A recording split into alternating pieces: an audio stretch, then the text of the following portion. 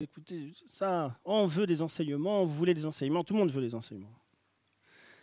Mais pendant ce temps-là, qu'est-ce que j'en fais de ces enseignements? Qu'est-ce que je fais de tous les enseignements que j'ai entendus depuis Pessah, Shavuot? Est-ce que ça a changé quelque chose dans vos vies? Est-ce que ça a changé quelque chose dans ma vie? Est-ce que ça a renouvelé quelque chose? La flamme ne s'éteint pas, la flamme est toujours allumée. Et nous arrivons, transition, sur cette paracha de Korach, où Korach va venir affronter Moshe Rabbeinu, mais pas à n'importe quel moment. On aurait pu dire, si on suit le texte, il y a eu cette terrible jugement de Dieu par rapport aux 12 explorateurs, 10 qui ont abandonné l'espoir d'entrer en Israël, et 2 qui ont dit, si l'Éternel a dit on rentrera en Israël, on rentrera en Israël. Et de cette histoire, vous savez que c'est là où l'Éternel a dit que cette génération, 40 jours d'exploration, 40 ans dans le désert, jusqu'à que cette génération de plus de 21 ans décède. Vous ne rentrerez pas en terre d'Israël. C'est quand même un moment crucial, je trouve, dans notre étude de la Torah annuelle, que nous sommes dans un moment de transition. Les 3 dernières étapes des fêtes de l'Éternel, où Rosh Hashanah, c'est le jugement de la création, de la créature, on va dire, le jugement de la créature, Kippour, le pardon, et Sukkot, l'union.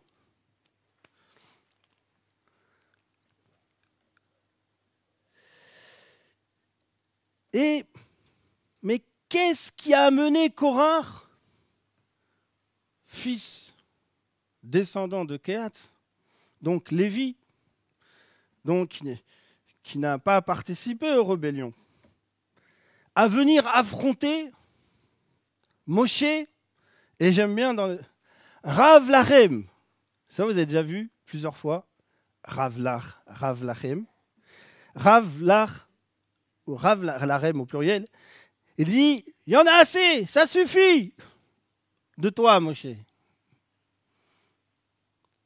Nous aussi, nous sommes une assemblée de saints. Nous aussi. Mais pourquoi est-ce qu'il réagit comme ça? Pourquoi est-ce qu'il réagit avec tant de virulence alors qu'il y a eu les lois du Mishkan, il y a eu l'inauguration du Mishkan, il y a eu toutes les différentes lois de la Torah, Maaseh Venishma. Nous ferons et nous écouterons, et à un moment donné, cette rébellion. Cette rébellion arrive après un passage de la Torah très précis. C'est le seul moment de la Torah, dans Bamidbar, chapitre 15, verset 38, où l'Éternel va donner une distinction. Vous connaissez? Vous connaissez qu'est-ce qu'il y a dans Bamidbar, chapitre 15 et verset 38? C'est quel passage? Hein? Et on l'a lu la semaine dernière. Hein? Et on l'a lu il y a même pas 20 minutes. C'est le passage où l'Éternel dit à son peuple de porter sur ses vêtements, c'est-à-dire que l'Éternel va donner un commandement, et c'est le seul commandement, on ne sait pas. Comment on doit s'habiller? Quel est le bon vêtement? Quelle est la bonne manière de s'habiller qui est agréable à Hachem? Où est-ce qu'on dans la Torah? La Torah, elle nous dit, pour les hommes, de mettre les tzitzit. Et c'est à ce moment-là où Dieu donne un commandement sur le vêtement que Korach dit non, il y en a assez par rapport aux vêtements. Et il est dit dans les écrits, parce qu'il y a quelque chose qui est très important. Il dit que dans les tzitzit, il doit avoir le pétil techelet. Vous savez, c'est quoi le pétil techelet? c'est le fil qu'on va traduire bleu-azur, une couleur bleue. Et vous savez que Korah, il va affronter Moshe, il va venir avec un vêtement tout bleu. Je ne comprends pas pourquoi il y a seulement un bleu avec du blanc, on n'a qu'à faire tout bleu. Il commence Mais c'était d'une manière pour affronter le commandement. Et je me dis que pourquoi est-ce que cette rébellion s'est manifestée par rapport à ce commandement du vêtement? Et le mot vêtement, qui est bagad, est un mot vêtement, habit, qui est très étonnant. Parce que le vêtement, il veut dire couvrir, couverture, mais il dit aussi que le vêtement, c'est mensonge, c'est perfidie, c'est... je vois pas... Qu'est-ce qu'on pourrait dire de bleu? Ah, tricher. Le vêtement... Alors pourquoi est-ce que... C'est quand même étonnant. Qu'est-ce que cela veut nous apprendre? C'est-à-dire, comment ça se fait que le mot hébreu qui veut dire vêtement veut dire aussi tricher? Alors qu'est-ce qu'on dit? Qu'est-ce qu'on dit souvent? L'habit ne fait pas le rabbin. La barbe ne fait pas le prophète. La kippa ne fait pas le religieux. Hein, on dit souvent les vêtements. Là, l'Éternel, il donne un indice et il dit, juste après ce temps où les hommes sont allés visiter les promesses de Dieu, ils sont revenus et ils ont perdu la promesse de Dieu. Cette promesse. L'Éternel dit, je vais vous faire des tzitzit sur les 4 coins de votre vêtement, et sur ces tzitzit, vous ne ferez pas selon votre cœur, et vous ne ferez pas selon vos yeux, mais vous ferez de manière à accomplir mes commandements, et à ne pas abandonner mes commandements. Et je trouve que ce commandement, il est bon. Pourquoi est-ce que Korah, il s'est manifesté? Ce qui est intéressant, c'est que là, la Torah nous dit que le vêtement révèle le cœur. Puisque ce commandement de vêtement a révélé le cœur de Korah et l'a amené 250 personnes, et pas n'importe quoi, pas n'importe qui, des érudits, pour s'opposer. Alors, il y a quelque chose qui est d'étrange avec le vêtement dans la Torah. Il nous est dit dans Vaïkra. Dans Vaïkra, il y a un vêtement qui peut attraper la lèpre. Et un vêtement qui peut attraper la lèpre. Mais la Torah dit, c'est seulement le vêtement de lin et le vêtement de laine qui peut attraper la tsaharat. La tsaharat qui est la lèpre.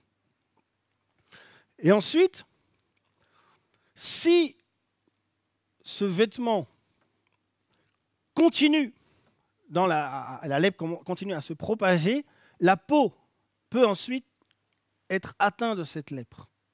Alors, pourquoi est-ce que c'est le vêtement blanc et le vêtement de lin? Comment est fait le vêtement du Kohanim? Des Kohanim, il est fait en vêtement de lin.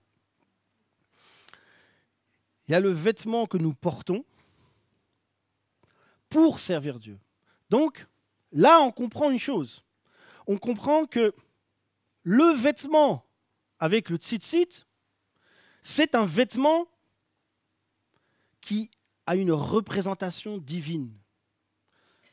Donc, c'est vrai que la Torah nous fait comprendre que par nos habits, nous pouvons tromper et nous pouvons tricher.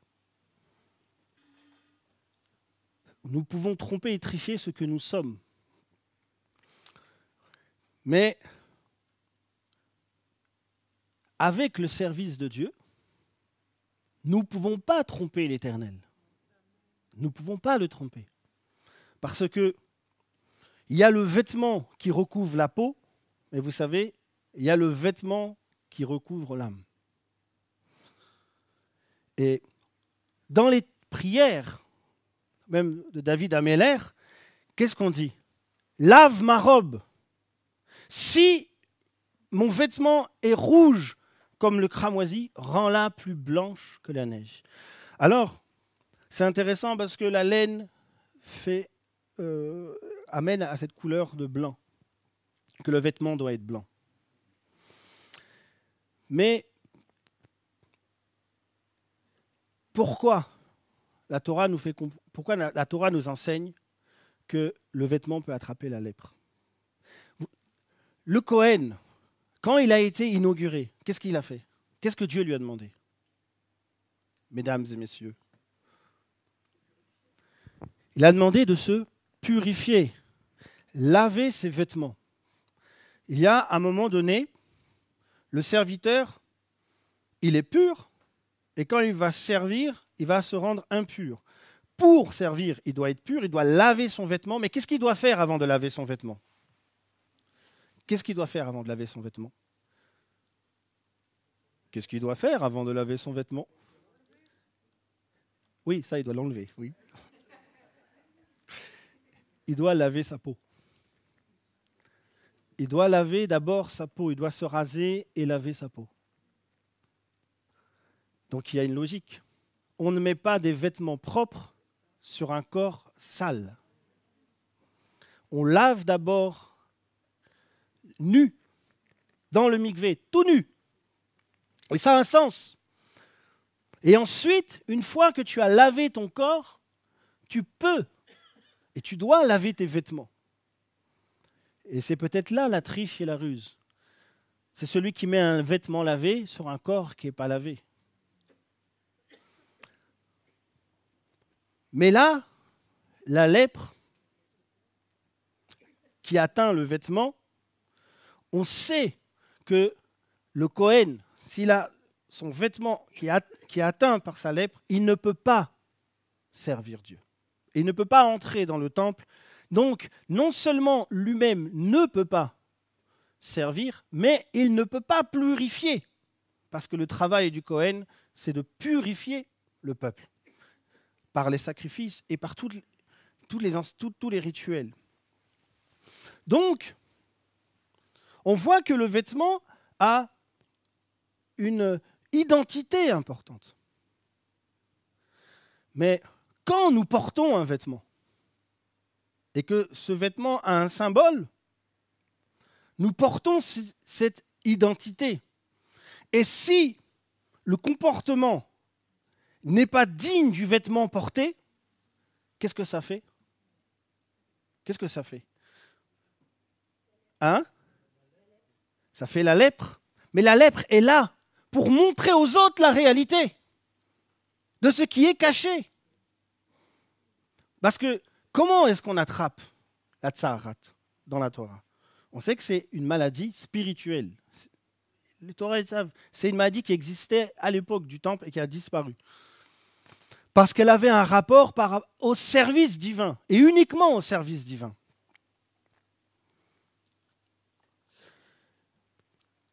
Et du coup, la personne, qu'est-ce qu'elle devait faire quand son vêtement était souillé? Il devait s'isoler pendant 7 jours et revérifier. Et si la marque avait cessé, qu'est-ce qu'il fait? Il brûlait le vêtement. Alors il y a quelque chose qui est intéressant. Ils disent, le vêtement qui a la lèpre est brûlé, mais la peau, elle est lavée. Pourquoi? Qu'est-ce que la Torah veut nous enseigner? Le vêtement qui a la lèpre, alors je n'ai pas dit, mais on sait que la lèpre, c'est quoi? C'est la rébellion. C'est la rébellion. Parce que Myriam, quand elle a attrapé la lèpre, c'est quelque part, elle a remis en question Moshe Rabbeinu. Mais peut-il vraiment guider le peuple d'Israël? Est-ce véritablement le bon chemin, le vrai chemin à prendre? Et elle a attrapé la lèpre.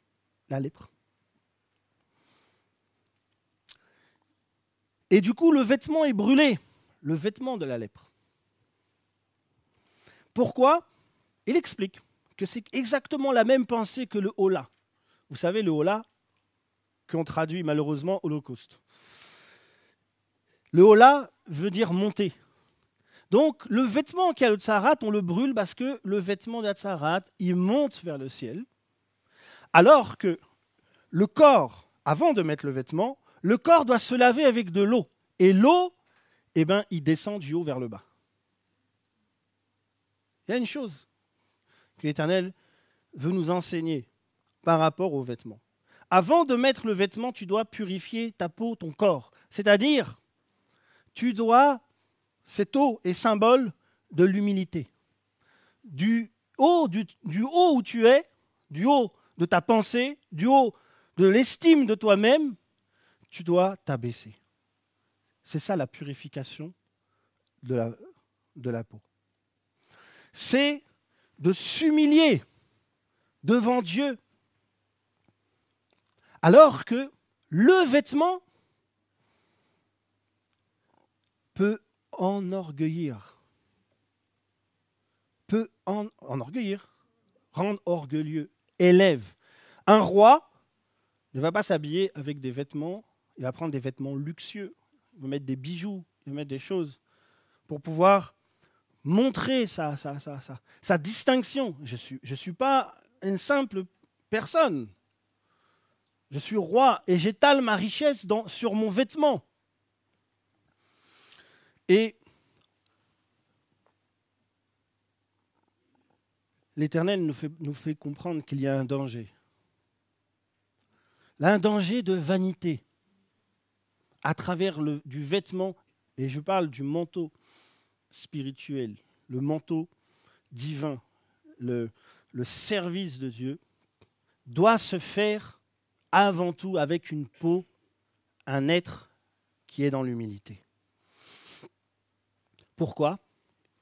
Parce que si la personne porte un vêtement et qu'au fond, elle est dans une contradiction, qu'est-ce que ce vêtement? Qu'est-ce que devient ce vêtement?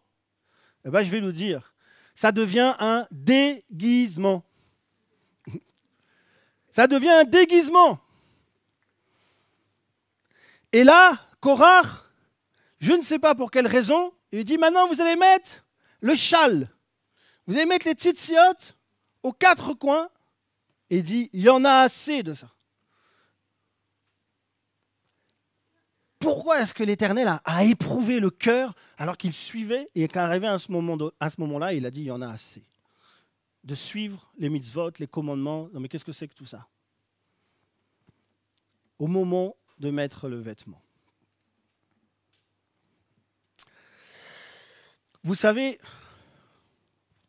quand on porte, vous avez bien compris qu'on parle du talit, le talit katan. Le talit gadol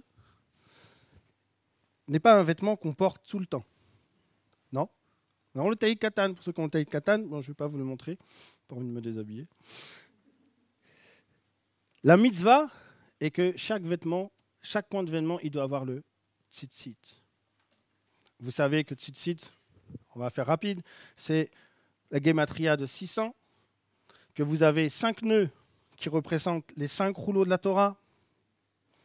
Vous avez 8 fils, alors 4 fils, les 4 noms de l'Éternel, 2 fois. Ou alors 8 fils, Shemini, qui veut dire l'inauguration, la consécration. Et si on calcule 8 plus 5 plus 600, ça fait 613. On met au sud, nord, est, ouest, bon, bref. Vous avez compris? Tout autour de l'être, Dieu dit, et quand nous portons ceci, on dit quelque chose au monde extérieur, je ne vis plus pour moi-même, je vis pour servir Dieu. Alors, si je suis là avec ma kippa, mon tzitzit, je vais dehors et je mets un bon coup de poing au premier qui arrive, qu'est-ce que vous allez penser? Qu'est-ce que vous allez penser? Il est violent. Tous ceux qui portent ce genre de vêtements sont tous des violents. C'est-à-dire que si je sors dehors, et que je fais le mal alors que j'ai un vêtement qui me donne une identité, c'est tout le peuple qui est condamné et qui est jugé. Si je mets un bon coup de... Bon, je ne fais jamais ça, hein, c'est une métaphore. Hein. Si je mets un coup de poing à un musulman, on va dire le peuple d'Israël déteste les musulmans. Donc, porter un vêtement, c'est une responsabilité. Et étonnamment, c'est au moment où l'Éternel dit « il faut porter ce vêtement » que la personne dit « je ne veux plus suivre. Je ne veux plus suivre les lois de l'Éternel. Donc je remets en question Moshe en disant « nous sommes tous saints. Après tout, nous pouvons tous décider de ce que nous pouvons porter. Qu'est-ce que c'est que ça ? Moi, j'ai envie de prier sans talit. Moi, j'ai envie de prier sans... Moi, j'ai envie de faire ceci. Je vais établir ma propre loi. Je vais établir ma propre règle. » Mais non. Dieu a donné un commandement, a donné des mitzvot à Moshe Rabbeinu. Et si tu es Yehudi, si tu es appartenant au peuple d'Israël, la seule manière que tu as de t'approcher d'Hachem, de l'Éternel, d'Akadosh Baruch Hu, c'est selon les codes que Dieu a donnés.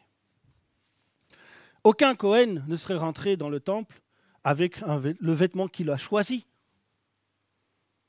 Et c'est étonnant, parce que si le premier vêtement n'est pas dans l'humilité, je ne porterai pas le vêtement que Dieu me donne, je me rebelle. Et là, Dieu voit la réalité du cœur de la personne. Et ça, quand nous décidons, normalement, une personne qui met le talit, c'est une personne qui est en fin comment on appelle ça, de formation. Un guerre, quand il se convertit, on ne met pas le talit au début. Il le met à la fin quand il est formé, quand son cœur a été formé. Pour dire, attention, tu mets un vêtement qui représente le peuple d'Israël. Ton cœur ne peut pas être double. Tu ne peux pas haïr le peuple d'Israël. Oh, haïr, je vais loin. Hein.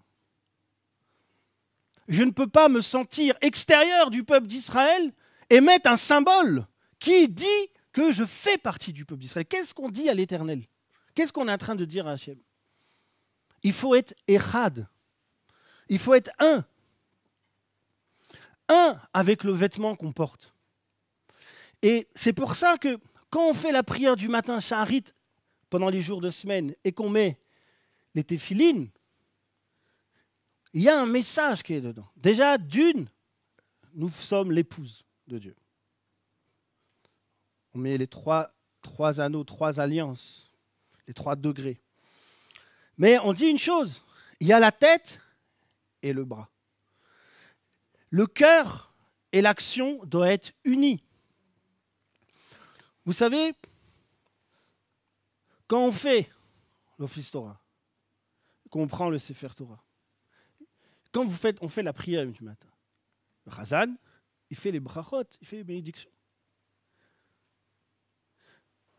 On bénit l'Éternel pour prendre le Sefer Torah. Celui qui porte le Sefer Torah, il doit être un avec celui qui fait la prière. Quand le Chazan fait la prière, la personne doit être érad.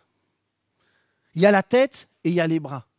Il y a Barechu et Adonai mevorach. Voulez-vous bénir l'Éternel avec moi? Et le peuple répond Barechu et Adonai leolam vaed. C'est ça? Et je ne suis pas souvent le peuple. Mais il y a un échange, il y a une unité. Il ne peut pas y avoir au fait de la fausseté entre les deux.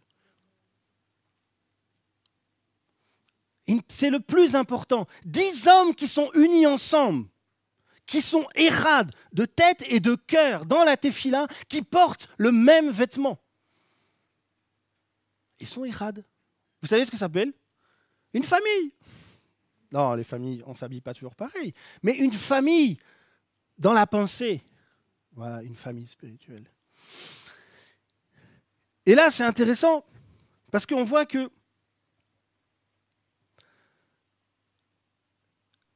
celui qui porte la Torah, c'est celui qui porte la Torah. Et mais c'est le Chazan qui bénit Hachem de porter la Torah. Est-ce que c'est le Chazan qui porte la Torah? Ce n'est pas le Chazan, il peut le faire, mais ce n'est pas le Chazan qui porte la Torah. Il y a besoin d'avoir une cohérence entre celui qui fait et celui qui fait la bracha. Quand on fait une prière et que les personnes disent Amen, c'est pour ça que ici c'est traduit, la personne doit être dans la compréhension. On ne dit pas Amen, vous savez, c'est devenu une coutume. Amen, Amen. C'est pas ça. C'est la concentration, c'est-à-dire j'adhère 100% à ce qu'il se fait. Si tu n'adhères pas, dis pas Amen. Parce que là, tu es dans l'hypocrisie. Il y a une contradiction entre le vêtement extérieur et il y a une contradiction entre l'être intérieur. Et Korach et Moshe ne pouvaient plus avancer ensemble. Au moment où le vêtement a été donné. Et pourtant, qu'est-ce que Moshe il a fait? Moshe il a dit, mais on s'est arrêté sur ça dans la lecture. Il s'est prosterné, il face contre terre. Il a dit, mais si Dieu a décidé et nous a choisi que l'Éternel tranche entre toi et moi. Et ça, c'est intéressant parce que avant de faire les choses, il faut éprouver son cœur devant Dieu. Est-ce que je le fais vraiment avec la pleine conviction d'obéir à l'Éternel et à son commandement? Si la personne n'est pas assez mature et si elle est immature, c'est pour ça qu'on donne à la fin de la formation où vraiment j'ai la maturité de porter un vêtement. C'est comme si quelqu'un, on lui donne un vêtement de la blouse de médecin. Ah, tout le monde se dit, ah, il est docteur, bonjour docteur, bonjour docteur. Il est content, je suis fier, je suis docteur. Bonjour, je suis docteur. C'est mieux, hein, c'est bien. Il a juste le vêtement, mais bon docteur, tu peux aller opérer. Ah oui, non, en fait, je rends le vêtement. Mais c'est un peu ça. On ne peut pas porter un vêtement pour se déguiser. Il y a un passage dans Yoshua. Nous ne sommes pas des Gabaonites. C'est Gabaonites. Les Gabaonites, ils ont fait une alliance superficielle d'apparence. Vous savez,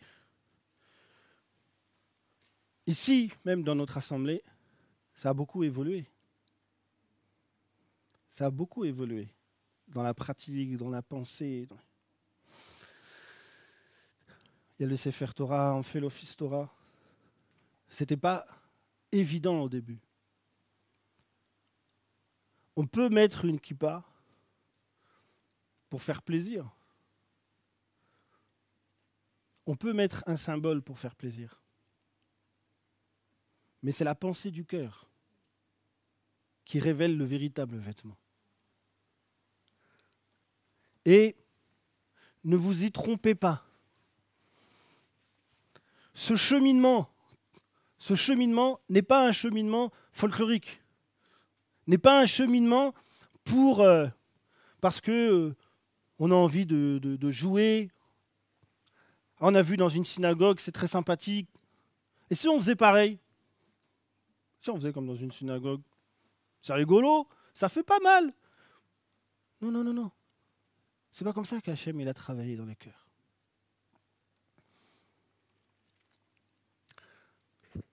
Il y a un message que nous donnons en tant que personne qui dit que Yeshua est le Mashiach. Une fois, j'ai discuté avec un rabbin, il m'a dit, mais pourquoi tu mets tout ça? Pourquoi tu n'as pas à faire ça? J'ai dit, mon maître, il le fait, alors je l'imite. Enfin, c'est qui ton maître? C'est Rabbi Yeshua. Il mettait les téphilines, il mettait... Qui a eu l'autorité d'interdire à ses disciples d'avoir un vêtement de goïm et d'avoir retiré son vêtement de Messie eh ben, le vêtement du Messie, il y avait un talit katan. Le vêtement du Messie, il avait un petit techelet. Et nous sommes la représentation de la pratique de notre Messie. Ce n'est pas une statue de bois accrochée. Ce n'est pas un business plan. Ce n'est pas une méga church. C'est le roi d'Israël. Il est le roi d'Israël. Et les disciples sont le reflet du maître. Aujourd'hui, le maître, il est absent. Et je crois qu'il y a une parabole, il dit, mais le maître, il laisse la maison. Il s'en va, il va revenir. Qu'est-ce que font les méchants serviteurs et les bons serviteurs? Et les méchants serviteurs, ils font n'importe quoi de la maison. Quand le maître, il va revenir, il va dire, mais pourquoi il y a des statues de moines dans le lieu qui portent, soi-disant, mon nom? Pourquoi il y a ceci? Pourquoi il y a cela? Enfin, tu sais, nous, on a fait ce qu'on voulait. On a réfléchi, on a étudié les textes.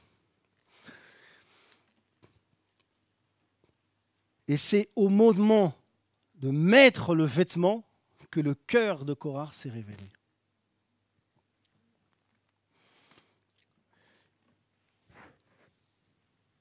Le petit Techelet, alors on a expliqué qu'il faut laver son corps. On va au mikvé avant de mettre.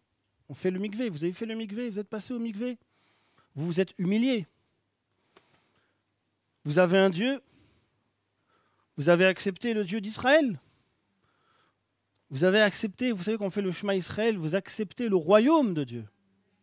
Quand on fait le Shema Israël, réfléchissez, mais en fait, vous dites, j'accepte les règles du royaume de Dieu. C'est ça que vous dites devant Dieu.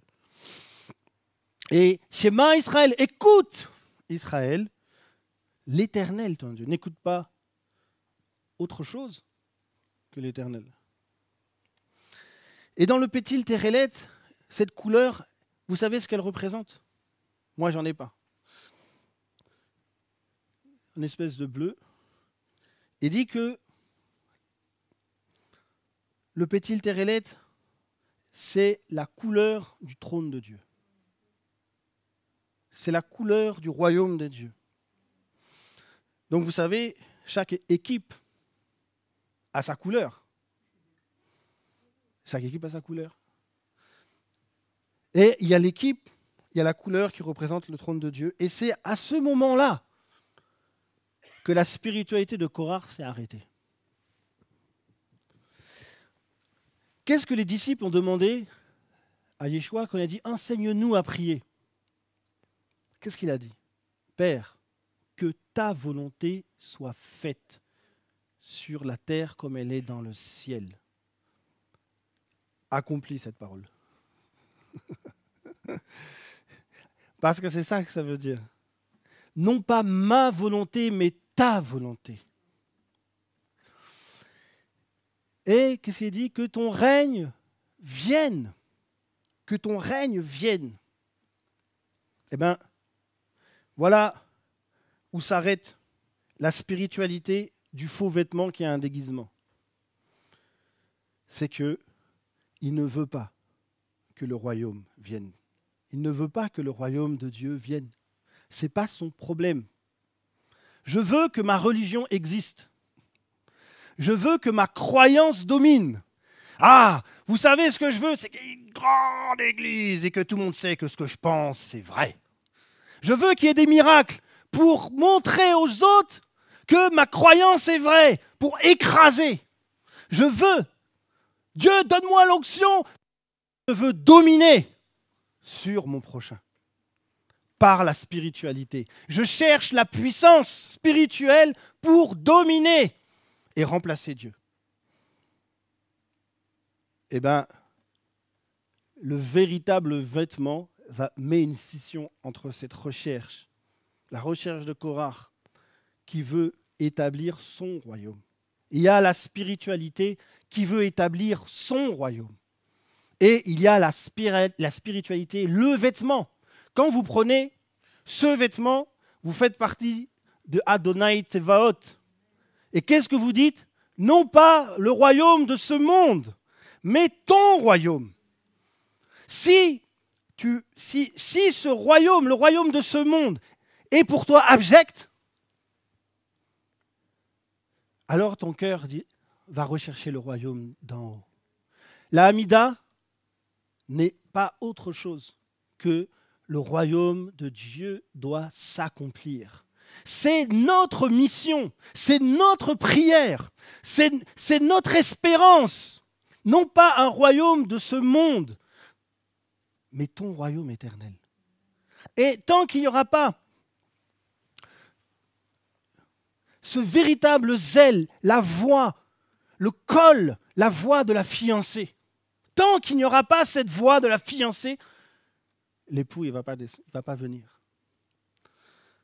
Pourquoi l'époux ne vient pas? Parce que vous ne m'avez pas appelé.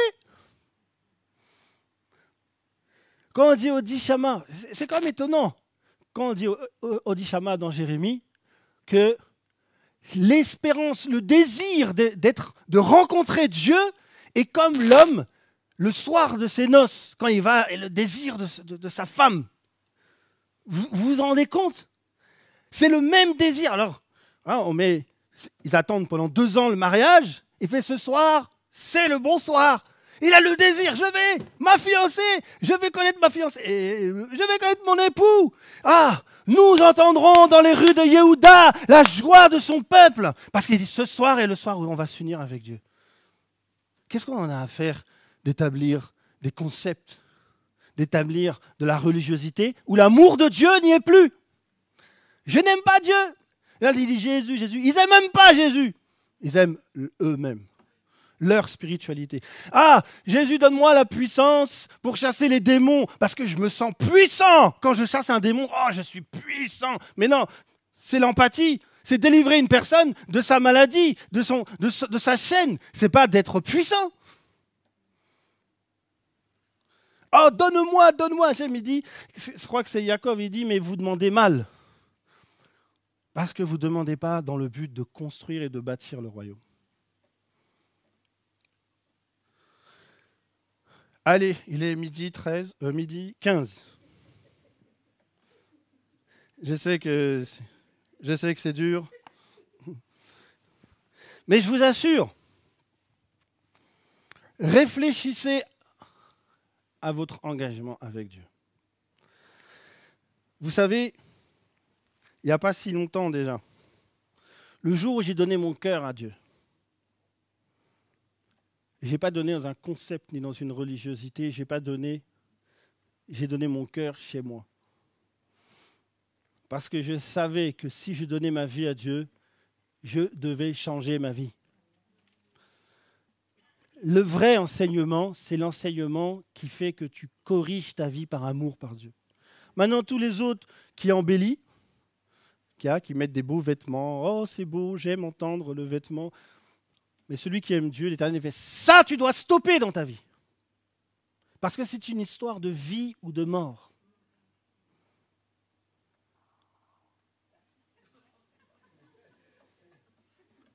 Il y a des choses bizarres là-bas.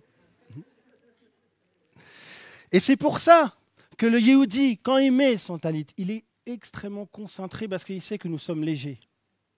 Il dit, il ne faut pas que je mette ça, il ne faut pas que je fasse ça, il ne faut plus que je fasse quoi que ce soit avec Dieu dans la légèreté.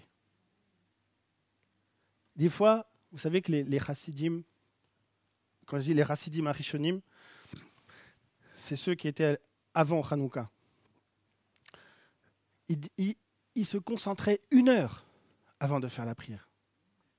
1 heure pour réaliser le kavod d'Hachem. Attendez, comment est-ce qu'un homme mortel si faible peut prononcer un mot devant un Dieu si puissant, si grand, si élevé? Comment je peux... Non, aujourd'hui, pote Dieu pote, le Dieu pote. Non. De toute façon, il me semble que ce genre de son n'est pas entendu. Mais d'avoir le kavod, ô éternel, et on va terminer sur ça. Vous voyez, je ne suis pas long. Je suis gentil, non? Je pense à vous. Il fait chaud. C'est de demander à l'Éternel ce face à face. Je ne veux pas être un tricheur. On triche des fois, malgré nous. Je sais que si l'Éternel venait et qu'il me disait 30% de tricherie, toi, 20%, c'est bien. Ou toi là-bas, 100%. Nous avons tous en nous une forme, quand j'ai une forme de tricherie, un regard qui n'est pas assez lucide sur nous-mêmes. Et dans sa miséricorde, l'Éternel essaie de nous faire comprendre. Tu n'es pas si kadosh que tu penses. Tu dois encore faire des efforts. C'est une éducation. Est-ce qu'on aime l'Éternel de tout son cœur, de toute son âme, de toute sa force, quand on fait le Shema Israël? C'est pas le Shema Israël. Non, c'est est-ce que tu aimes l'Éternel, ton Dieu, de tout ton cœur, de toute ton âme, de toute ta force, ton emploi du temps? Tu dois véritablement organiser ta vie sur cette parole. Sur cette parole. Si tu aimes l'Éternel, ton Dieu, alors tu feras ceci. Si tu aimes l'Éternel, ton Dieu, alors tu respecteras la mitzvah. Si tu aimes l'Éternel, ton Dieu, vous vous rendez compte qu'on arrive, tu mets tes filines, je me marie avec Dieu, je fais partie de l'épouse. Et une fois que tu as enlevé tes filines, ou que tu as fait ta prière, allez hop, Dieu n'existe plus au fait. Non. Donne-moi le vêtement du serviteur. Nous ne voulons plus être dans l'hypocrisie. Nous ne voulons pas être dans l'hypocrisie. Nous ne voulons pas faire les choses avec légèreté. Vous savez, la kavana, quand on parle de kavana, on parle de... C'est vraiment d'avoir cette révélation du royaume au-dessus de nous. Et que nous ne pouvons pas faire et dire quoi que ce soit au nom de Dieu. On ne peut pas faire n'importe quoi. Vous savez ce que ça fait? Vous faites du Chilul Hashem. Du Chilul, c'est-à-dire que vous blasphémez le nom de Dieu. Si nous portons un vêtement et que nous ne nous en sommes pas dignes, au lieu de Odul Adonai Kitov, d'élever, de rendre l'honneur à Dieu, on blasphème son nom.